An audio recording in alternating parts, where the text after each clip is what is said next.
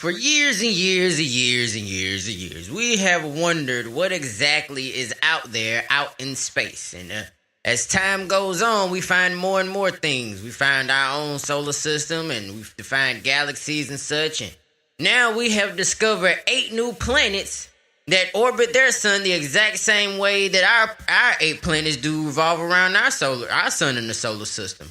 We're gonna talk about that, the Falcon launch. Faison loves talking smack about Dave Chappelle, and they trying to talk about casting Nightwing, and they using Twitter to help. Hey, yo, Scratch it. The bell about to ring. Hey, let's go. I'm a nerd. I'm a nerd. I'm a nerd. I'm a nerd. I'm a nerd. I'm a nerd. I'm a geek. I'm a geek. I'm a geek. I'm a geek. I'm a geek. I'm a geek. I'm a geek. I'm a nerd. Nerd. I'm a nerd. Geek. Geek. Geek. I'm a geek. I'm a nerd. Nerd. I'm a nerd. Geek. Geek. Yeah. Hey, what's happening? What's happening? What's good, y'all? It's your boy Spayce, and welcome to this week's episode of Urban Nerd Weekly. Oh man, I'm so glad to be recording this episode. I love doing this show, man. In case y'all can't tell, I'm like, sometimes this episode will be like the highlight of my week is recording this episode and getting it out to you guys. So I appreciate everybody that's been listening. You know, I thank everybody that follows me on all my various social media pages, my Twitter, the Facebook, the Instagram, all at Spayce was here or / Spayce was here.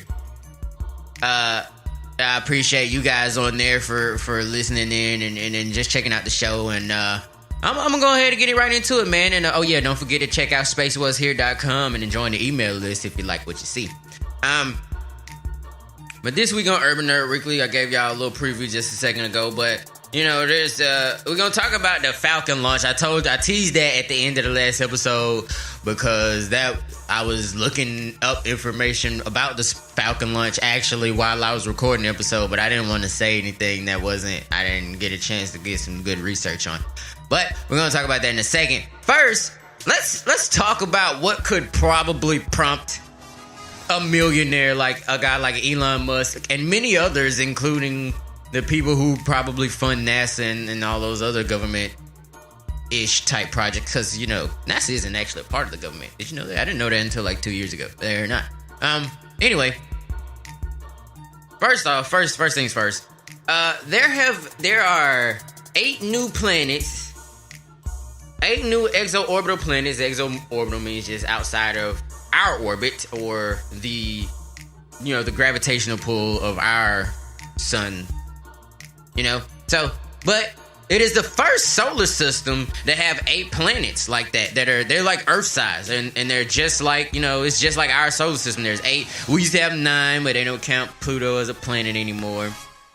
But this is a really big deal because they're like about the size of our planets, or Earth's, close to Earth's shape, or a little bit bigger, a little bit smaller, and they revolve around the Kepler 90, and then that's the name of the star, aka their sun, that they revolve around. It's about 2,200 light years away from Earth, and 1 or 2 have scientists wondering if they are the Earths of their solar system, like, i.e. how it's just far enough away from its sun to still get heat, but not fry people or life. Basically, they're wondering if there's about 2 planets there, just like in our solar system. Lots of people wonder if there used to be life on Mars, or if there is life on Mars, or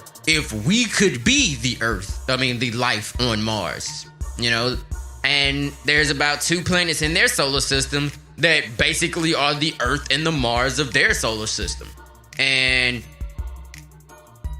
it's crazy because it was initially detected by NASA's Kepler Space Telescope, which it looks for electromagnetic radiation, and it has a photometer, and a photometer is just something that measures light. But they basically sending this shit out all in outer space and such. And, they're trying to see what kind of ping pong ping, kind of signals they're getting back. Now, keep in mind, this is a $600 million fucking telescope, people, And It was launched on March 7, 2009 at 3:49 a.m. And there's a space observer. There's a Kepler space observatory that you can look at what's going on. And you can see what the hell is going on with the telescope and all that good shit. Now, here's the thing.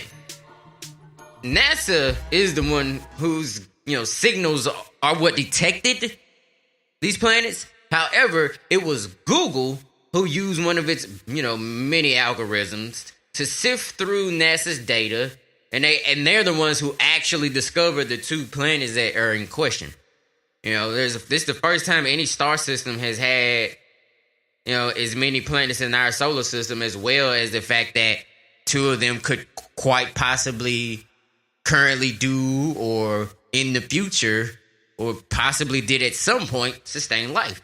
Which is one of the biggest things, about people when it comes to thinking about life outside of Earth. It's not all about the amazing technological advances they could possibly have or all of that stuff. It's just it blows one's mind to sit and believe that out of all of this vastness and this gargantuan amount of space, that we're the only planet that can actually harbor any significant amount of life.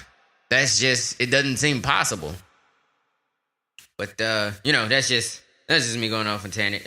There might even be more planets there. One planet, Kepler 452b, has been crowned Earth 2.0. That's their Earth. It's believed to be rocky with active volcanoes, and it even receives sunshine. Kepler 90, which is the star that everything revolves around, like I said earlier, is smaller and a little dimmer than our sun is. And Kepler 452b is 1.5 billion years older than Earth is, and scientists theorize it's what Earth would be like in the future, once it's barren, an ice wasteland and no longer habitable. Which is crazy because, I didn't mean to say ice wasteland. That was something that I read on another blog, but I didn't confirm that. Because I find it hard to believe there's a barren Iceland with active volcanoes. It sounds like an impossible thing to be happening on the same. I don't know. Maybe one side gets volcanoes for half the year, and the other side is just cold tundra of Jack Frost's bitch. I don't know. But all in all, with information like that flying around, one could imagine the resurgence of interest to go back go into space. Now, like I said, when I say resurgence, I don't mean that there hasn't been interest as much as going into space. I just think that stuff like that, it gives people who are already interested a little bit more incentive to try to do a bit deeper exploration. Basically, I'm saying I'm betting my bottom dollar that the people who got the dollars is willing to spend more of them now that we know there's other solar systems out there with 8 planets. Like, what if, hypothetically speaking, like a billion years ago, their solar system is exactly how ours is right now? Like, there was a population on one of their planets, or maybe 2 of their planets, and then something happened. Maybe, like they did mention that Kepler 90 is dimmer than our sun, so maybe because it's older, maybe it doesn't have the exact amount. Like, people got to understand there's a certain level of balance that has to go in as far as just the heat and distance alone. Like, that's why that only a few of the planets could even be seen as possibly inhabitable, like I said, because they have to be the right distance away from the sun to still receive heat, but it not like basically fry everything on the surface. Like, for example, the people of Earth could never live on Mercury. We'd die. It's too close to the sun. We'd burn alive. I don't even know if we could even land a spaceship on Mercury and keep it there for very long. I don't even know if we have the technology or the material to withstand that type of thing. We can't even fly that close to the sun. And if you're too far away, it's too cold. It's too cold to sustain life. So places like Earth are just that right amount of distance away from the sun to get the heat, but not kill us and stuff. But like I said, SpaceX to launch the Falcon Heavy. Now, what is the Falcon Heavy? It is a partially reusable super heavy lift launch vehicle. It's the most powerful operational rocket in the world, and it can lift into orbit almost 64 metric tons, which is about 140,000 to 141,000 pounds. It's heavier than a fully loaded 737 jetliner with people, luggage, gas, like full tank, all that stuff. It can lift twice as much the payload as the Delta IV Heavy at a third of the cost. And the Delta IV Heavy is basically the same type of vehicle. It's the close second, you know. And this is derived from the Falcon 9 vehicle, which is one of the previous models of the Falcon, because this is the Falcon Heavy. And it consists of actually a strengthened Falcon 9 first stage as the central core, with 2 additional Falcon 9 first stages as strapped-on boosters. So basically, it's 3 rockets in one, and they found a way to make it, work really well together. It's about 70 meters tall, which is about 230 feet, which is 30 feet taller than the Acrophobia if you've ever been to Six Flags Over Georgia. The Six Flags Over Georgia has a ride called the Acrophobia, and it's about 200 feet in the air. So if you add about 30 feet to that, that's the height of the Falcon Heavy. It's about 3.66. These are miles. I meant to say miles. It's 70 miles high, 230 feet. It has a diameter of 3.66 miles, which is 12 feet. And a width of 12.2 miles, which is 40 feet. No, I'm saying that wrong. Those are meters. 70 meters, 230 feet. 3.66 meters, 12 feet. 12.2 meters, 40 feet. And it has a mass of around 3.1 million pounds. It was launched on February the 6th, 2018, which was roughly last week at 3:45 p.m. in the afternoon. The total, and keep in mind, this thing cost like $90 million altogether. I mean, if we're talking to selling it, like they could sell it for about, the list price is about $61.2 million, which, put some calculations on that. It means it actually costs probably about $36.7 million to like gas up and launch. It took off from the launch pad at 39A at the Kennedy Space Center, and this was the first successful launch. And it was actually the first attempt, and it was, mostly successful. It is the 4th highest capacity rocket ever built, and is designed to carry humans into space, including trips to moon, including trips to like the moon and places like Mars. But until it, fulfills this use, it's just used for like large satellites and space probes and stuff. Now, during this initial launch, there was a dummy payload. CEO Elon Musk had put his personal midnight cherry Tesla Roadster as the payload, and he put like a little mannequin spaceman in the driver's seat, which I thought was kind of cool. And it's also pretty sweet that there's a lot of there's some pictures so you can actually see like the little mannequin space guy. He's kind of posed sitting in the cherry red Tesla. He's just kind of cool in it, like pretty much how I'm assuming any of us would want to do, if we had the opportunity to do such a thing. So keep in mind, there's a Tesla car somewhere that an alien could possibly find, probably, maybe. Oh wait, nah, unless they kept it, they probably kept it on there. Like I said, the launch was mostly successful. One little hitch in the giddy up was that the middle rocket core broke apart, when it crashed into the water next to Tesla's drone ship when it landed. And the payload overshot its target, which means it went out too far. But that's perfectly fine because, you'd rather have too much than not enough. The next launch won't be for another 3 to 6 months. I mean, you kind of get that. It takes a good bit to get something like that going correctly. CEO Elon Musk, National Geographic was on hand They actually had the exclusive. They were the only media outlet allowed out there. And not only did they have the exclusive footage from every angle, but they got it up close and personal with Elon Musk during the entire ordeal. And he didn't fully expect for the rocket to launch. And he not saying he wasn't confident in what he was doing. I mean, Elon Musk. I mean, anybody who has been following SpaceX or Tesla or Elon Musk or hearing any of the things that he claims to be able to do and want to do, they know he's a pretty ambitious and confident guy. The thing is, something like this, you don't go in expecting it to go well the first go around, And this is exactly what it is. The first go around, it went great.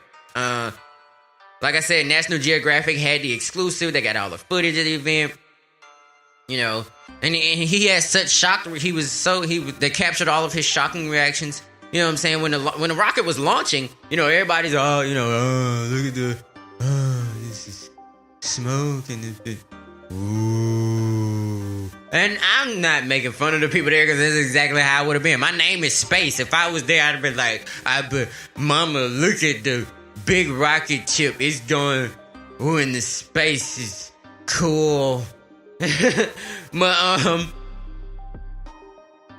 yeah. As it took off, National Geographic called him, quote, "Holy flying fuck. That thing took off." End quote.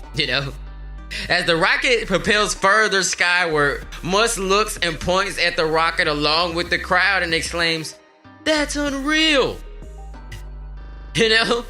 That's fucking crazy. And during a later press conference, he told reporters, "Crazy things come true. Dreams come true. Shit can fucking happen, people." He has the most powerful operational rocket. The fourth most powerful ever built. Okay? Man just went and took it into space and back. And because it worked well, they now have the understanding that this is something that can, the next stage of I'm guessing, I didn't read this, but what I'm guessing the next stages of things okay, so we got it to leave and we can get it to come back. Got to make the core a little stronger. How are we going to fly to places like Mars and fucking people don't die? That's the real thing that's going on, babe. But this is one amazing advancement coming from the same company that's trying to make sure that flying self-driving cars are of tomorrow. And even the dude at Uber is trying to partner up with him to make sure this shit happens. So, as an urban nerd coming at you weekly, I'm happy than a motherfucker that this is what is going on right now. I'd like to take this second right here to go ahead and remind you guys that the show is available on all the major podcasting platforms. Be sure to subscribe, like, or comment on iTunes, Google Play, SoundCloud, YouTube, Stitcher, Spreaker, TuneIn, Blueberry, and much more. And if you guys happen to be subscribing or listening on iTunes or Google Play, make sure you guys leave a review and rate me. You know what I mean? Let those guys know how much you digging Urban Nerd Weekly. You know what I mean? Like I said, I do definitely thank you guys for the support that you've been giving me, man. I wouldn't even be made it to this episode. This is like episode 11, right? I wouldn't even have made it to episode 11 if it wasn't for you guys consistently listening to the show, man. And I love the smaller listener base I got. It's cool. It's like the amount of people I got is kind of like, doing like a tiny little club every week. And, it's not bad. I'm digging that shit. Make sure you guys, like I said, like, subscribe, comment, let me know what's up. Let me know what you guys want to hear me talk about. I'm talking about all the things I like and I'm interested in, but I'm also extremely interested in what are you guys interested in when, because you guys listen to the show. So, I think pretty soon I'm going to expand the show to maybe a little bit longer because I'm noticing it's hard to get all the information in on these 30-minute or, half hour, 22-minute to a half hour episodes. So I'd definitely be excited to figure out what exactly kind of content you guys, what games are you guys playing, because I have a very old game. Like, my current games, so I have a PlayStation 2 and I got a PlayStation Vita. And I play a lot of the newer stuff on the Vita, but I'm about to get a PS4 soon. And my little sister's got a Nintendo Switch, and my sister has an Xbox 360. And I'm a huge gamer, you know what I'm saying? I'm about to set up the Twitch channel really soon, so I'll be real interested in seeing what games you guys are really heavy on, because, you know, along with the games I already want to play, I love to hop on the sticks and play with you guys. Especially, you know, seeing as how we're in a day and age we can do that type of stuff now, man. When I was a little kid, it was just you and whoever you could find that had the same game you had. Now you can get on the internet and play people from around the world, and I think that's just some cool fucking shit, man. So hit your boy up, man. SpaceWasHere.com. Join the email list. Follow me on all the social media and subscribe to the show if you have yet to do so. And thank you if you already have. And tell a friend to tell a friend. Now, on to this next story. Now, I got a little bit of heat behind this one, cause you know these are the people involved in this story are two people whose careers I've followed for a great deal of time, and I'm fans of both of these guys, but I'm not gonna lie, I'm a good bit of a bigger fan of one more so than the other. I told you guys about the whole beef with the whole Monique, you know, getting upset with Netflix because they only offered her $500,000 for her comedy special, right? And then they compare it, and she tried to make it seem like it was a bit of racism going on because they had offered Amy Schumer $13 million for her Netflix comedy special, and she felt like that was a ginormous gap between the amount of money they were offering this blonde-haired, blue-eyed white woman and this larger African-American woman. Now, it's easy to kind of make it seem like that, and I will admit, $500,000 is a little low for, you know, a queen of comedy. I think, I honestly believe if I worked at Netflix, my lowball offer would have been $2 million, you know. But at the same time, it makes it easy to seem racist. But in all honesty, it's hard to say that because guys like, you know, Cat Williams and Chris Rock are getting paid more than Amy Schumer are. And then the next guy that it's, you know, the story's kind of centered around, Dave Chappelle, he's gotten even more than that. Now, the reason that this is even up in discussion is because actor, comedian Faison Love, who, if you don't exactly know the name with the face, he played Big Worm on the cult hit niggertainment classic movie Friday. He was one of the protagonists, Big Worm. And if you were a big fan of a show that I used to watch when I was a little kid called The Parent Trap, starring Robert Townsend, who's the guy behind the movie 5 Heartbeats. And Faison Love also played the lovable uncle who'd stop by and talk a little shit from scene to scene, you know? So he's got a solid reputation, you know, connected with guys like Alex Thompson and worked with Jamie Foxx on some things, if I'm not mistaken. I mean, he's got a pretty solid career. He's worked on things from, you know, as time goes on. He's never really faded into obscurity like a lot of people do. So, you know, he has a little weight. But he recently did a couple of interviews, one for Hot 97 and another for The Breakfast Club on Power 105. I believe it's the name of their station. I don't want to get that wrong, but I think that's what it is. And he was just he had a few comments for Dave Chappelle and as well as Judd Apatow. Now the Judd Apatow thing, I think that's more of a misunderstanding. I think he was more just misinformed because he called Judd Apatow, which if you don't know, you know what I'm saying. Judd Apatow, you know, he's a Hollywood producer. He's the guy behind 40-Year-Old Version. This is 40, Knocked Up. He's kind of the one that pushed Amy Schumer to the next level with Trainwreck and stuff like that, and all kind of stuff. You know what I'm saying? I'm pretty sure he was also behind like Superbad, and you know he had some. You know those movies where you see like those same like 12 people in all those motherfucking movies, like Seth Rogen and not him. His name is Michael Cera. Black dude, Chris Robbins, Like a lot of the people that are in movies like Pineapple Express and This Is 40 and, you know, those reoccurring faces, he's the producer behind those movies. And Faison Love called him a bitch-ass motherfucker for speaking out against the Cosby rape allegations. And then he felt like he stayed silent when a lot of his Hollywood friends were accused of the same thing. And a lot of the, you know, the biggest Hollywood friend being Harvey Weinstein. But in all honesty, that's not true, because Judd Apatow definitely spoke out and he condemned what Harvey Weinstein did. Now, when it comes to Dave Chappelle, he's basically feeling like Dave's overrated, and he also doesn't feel like, in a way to speak, he doesn't feel like Dave is really for the culture, which I don't understand. He's saying Dave wasn't funny to black people before he did Chappelle's show. He was saying that Dave is quote unquote built by white people, and he doesn't see Dave as funny. Like all of his specials, which he had lots of specials before Chappelle's show that were hilarious, and he didn't even mention Half Baked. I don't even understand how you talk about Dave Chappelle and you don't talk Half Baked. And he also called the first season of Chappelle's show whack. Error, does not compute. 404, internal area, connection not established. Please.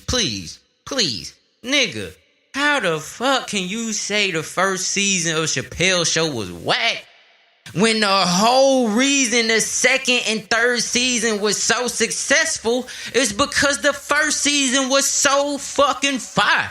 Like, this whatever Faison Love is on it is some hater-based bullshit.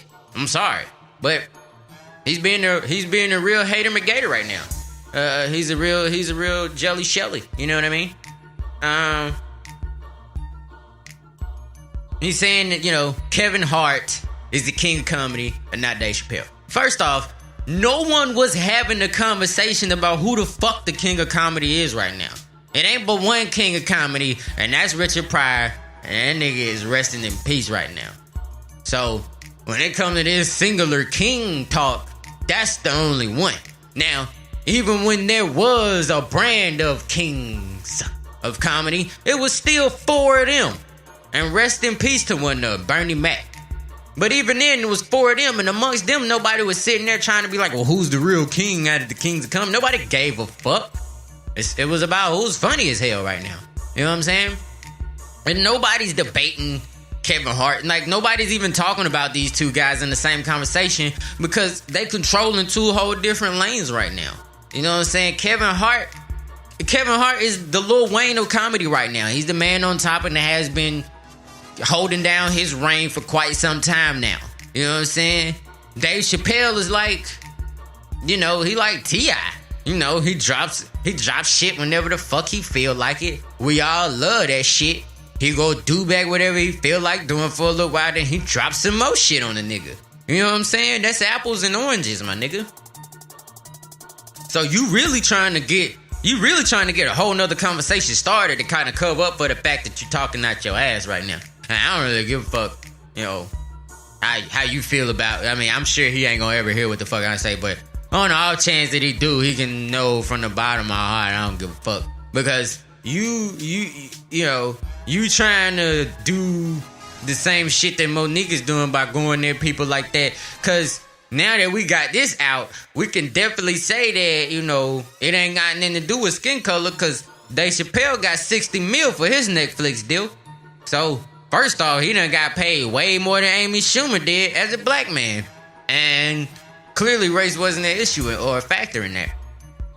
But that's all I really got to say, you know, on the whole Faison Love having comments about Dave Chappelle. You know, I felt some type of way. You know, all my guys know that Dave Chappelle is one of my top, you know, 5 influences as far as being a comedian. So, you know, I had to make sure I had, you know, said my piece on that. And if you follow me on Twitter, though, you probably already saw me say something. Or if you on SpaceWasHere.com, you probably, you know, saw it on my little side panel on my Twitter feed is.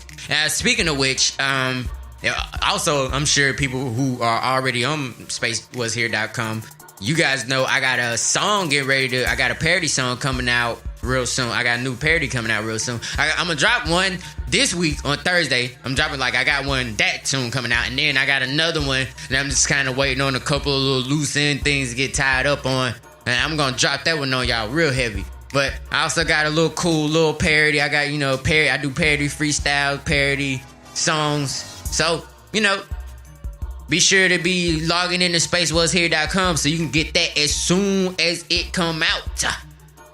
Very soon.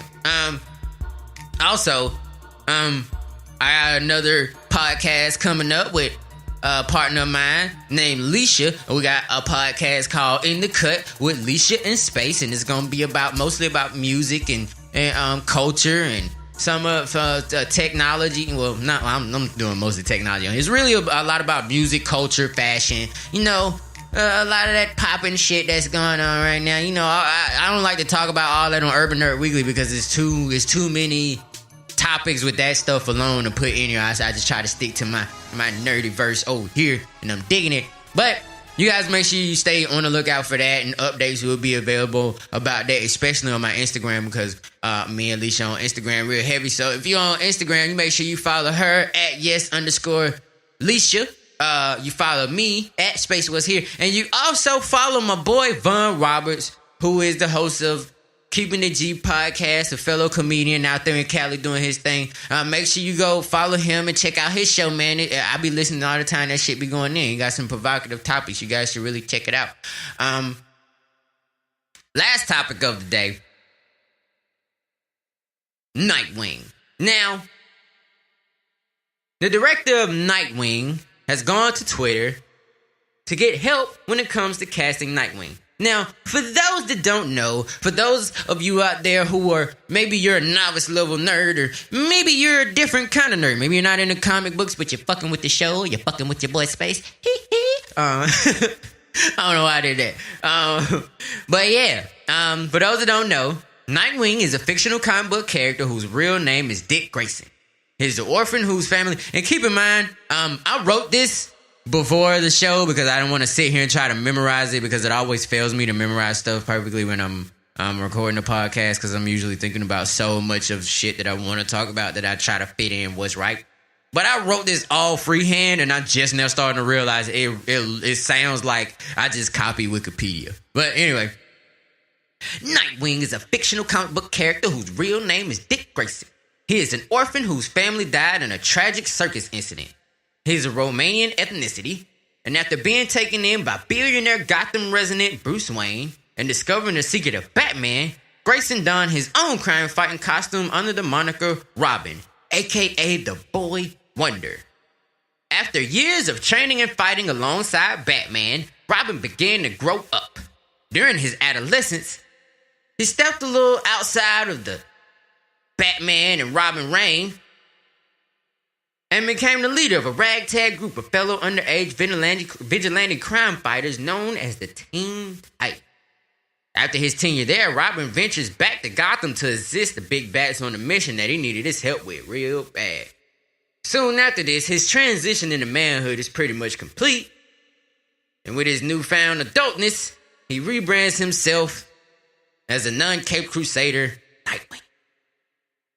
Now, gave y'all a little brief history lesson. There's a lot more that goes in the Nightwing's backstory, but I just want to give you guys a brief little synopsis. And Nightwing is one of my favorite DC characters, just because there's handfuls of elements to his story that resonate with my life so well that I couldn't help but, feel a kinsmanship.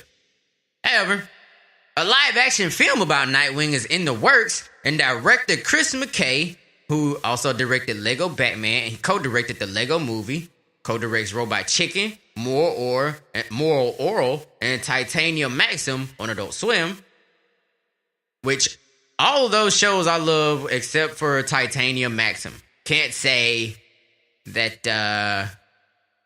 I've seen an episode of Titanium Maxim. However, I love both Robot Chicken and Moral Oral. Those shows are freaking hilarious. Which is a good thing. You gotta, he understands comedy. That's a part of what you need if you're gonna be directing a Nightwing movie, because Nightwing has, Dick Grayson, Boy Wonder Robin, the original Robin, which is another fun fact. He is the original Robin. There have been more than one Robin, but Dick Grayson is the original one who garnered the Boy Wonder title. So he hops on his Twitter page and he tweets out a little poll because he wanted to know what the most important quality to look for in the actor that portrays Nightwing. Was it a recognizable movie star? A badass martial artist? Someone of Romani descent? Or someone who's vulnerable and emotional? All of these are major key traits in the persona and the personality that is Dick Grayson, a.k.a. Robin, soon to be or currently is Nightwing. Now, if you want my personal take on it, I don't really give a fuck if he's a recognizable movie star. That's something that's not really important when you're doing a comic book-based movie. It's already, first off, it's already got a built-in audience. Because all of this stuff is really third-generation entertainment. All of these characters came from comic books from, years ago that were redone in the animated shows and live-action TV shows, and now all of that is getting redone over again for the new generation in the movie realm, which I think is awesome. I mean, out of the stuff that does get recycled, it's the nerd nomenclature that just never fucking loses that Midas touch. So you don't need a recognizable movie star. Badass martial artist, extremely important. Because it needs to be convincing that he's actually whooping ass in this movie. Because you got to understand, the one thing that is common about all of the Robins and a lot of the sidekicks, including Speedy, Aqualad, I would say Superboy, but he's half fucking Kryptonian, so no, that doesn't count. But yeah, Speedy, Aqualad, Robin, all of these guys were fucking kids fighting alongside adults, kicking adults' asses. So you need someone who can be convincing kicking ass at 10, 12, 15, 19, 22, 25, all that shit. You know what I'm saying? He's going to have to whoop ass. As a black man and someone who's been fucking freaking out for the last week because they're doing some movie about Queen Nefertiti and they cast a white woman in it. So I'm not really with the fact that if there's someone who has a character that is of ethnic descent, it should definitely be represented in cinema, just because that's, I'm sure there's a lot of people that know that Robin, the character Robin, a.k.a. Nightwing, a.k.a. Dick Grayson, is a Romani descent, and they probably attach some type of kinsmanship to that, just like I've attached other elements of his story to, my life. So I'm going to say that's pretty important. Now, the whole vulnerable, emotional side of things, I feel like that shouldn't be something you really have to look for the simple fact that in the profession of acting, that's something that they need to be able to have a flexibility to do anyway. So that should be a given. So I think, the badass martial artists and the Romani descent things are the two kind of most important traits to look for here.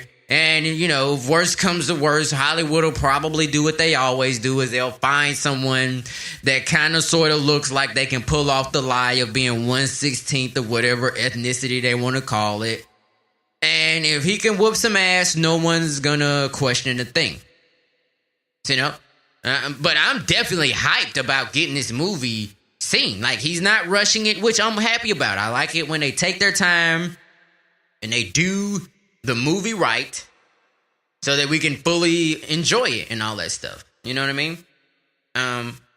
But that is all for this week's whoa, what was I about to say? That is all for this week's episode of Urban Nerd Weekly. I think I was about to mix the words episode and urban together. Urban Nerd, Urban Nerd, Epic Nerd. Okay, I'm just ranting now. That's all for this week's episode of Urban Nerd Weekly, guys. My name is Spayce, and I was here, but now I'm